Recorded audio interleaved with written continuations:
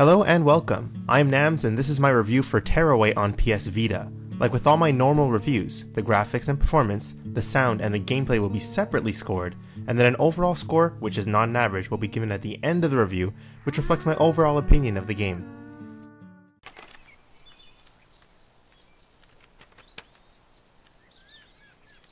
Tearaway is an impeccable example of how art style carries more consequence to the overall visual package than raw graphics and pixels do.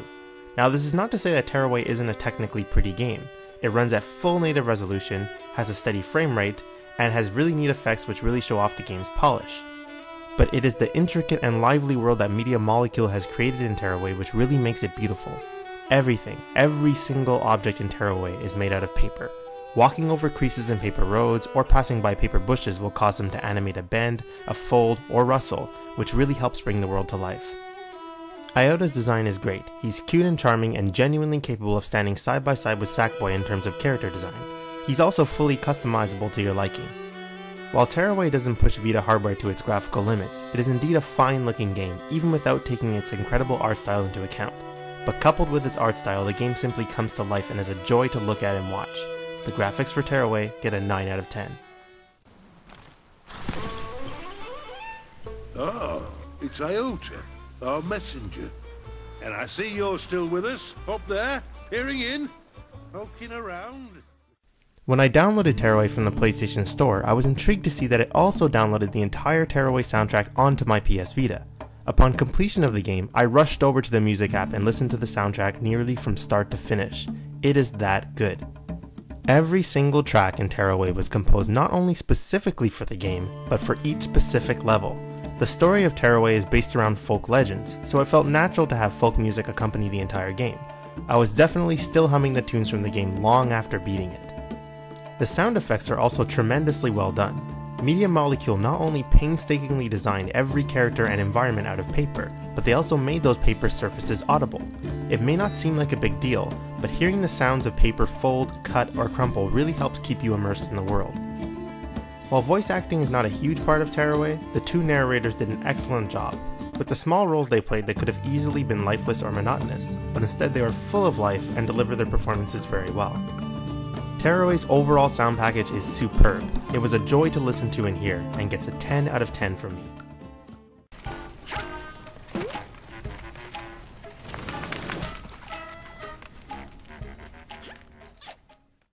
Tearaway is a game that is truly built from the ground up for the PlayStation Vita.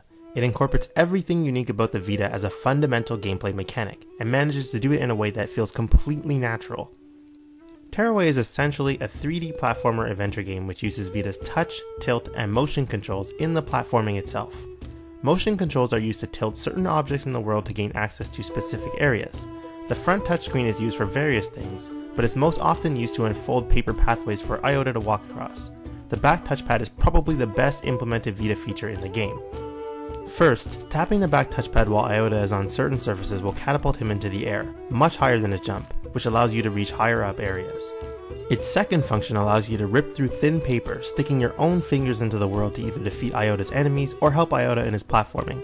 Every single use of Vita's capabilities felt completely natural from the start, unlike many other Vita games which have motion or touch controls which feel tacked on. The platforming itself is very solid. Those of you who are turned off by the floaty platforming in Little Big Planet can rest assured that Media Molecule has made the platforming much tighter for Tearaway. And this is a good thing given that the hardest parts of the game are not combat related, but platforming related. The tight platforming is further complemented by the fantastic level design. While Tearaway is fairly linear in how you tackle the main objectives and progress through the game, going off the beaten path will often lead you to side puzzles or platforming challenges which you can complete for rewards. The main unlockables in Tearaway are in-game crafting materials and real-life papercraft. The in-game crafting materials are obtained through purchasing them inside the game's menu. They can be used to fully customize Iota's appearance, as well as the appearance of some non-playable characters. While I personally opted to keep Iota's design more or less the same, only adding a stamp here and there are some who have completely customized him. If you have the patience and talent, there's a lot of fun to be had here. Real-life papercraft is unlocked through taking pictures of characters or objects in the world of Tearaway who are not colored in. Snapping a shot in these circumstances will not only fix their color, but unlock instructions on how to make that object or character on your account in Tearaway.me. You can then print out the blueprint and try to make it yourself.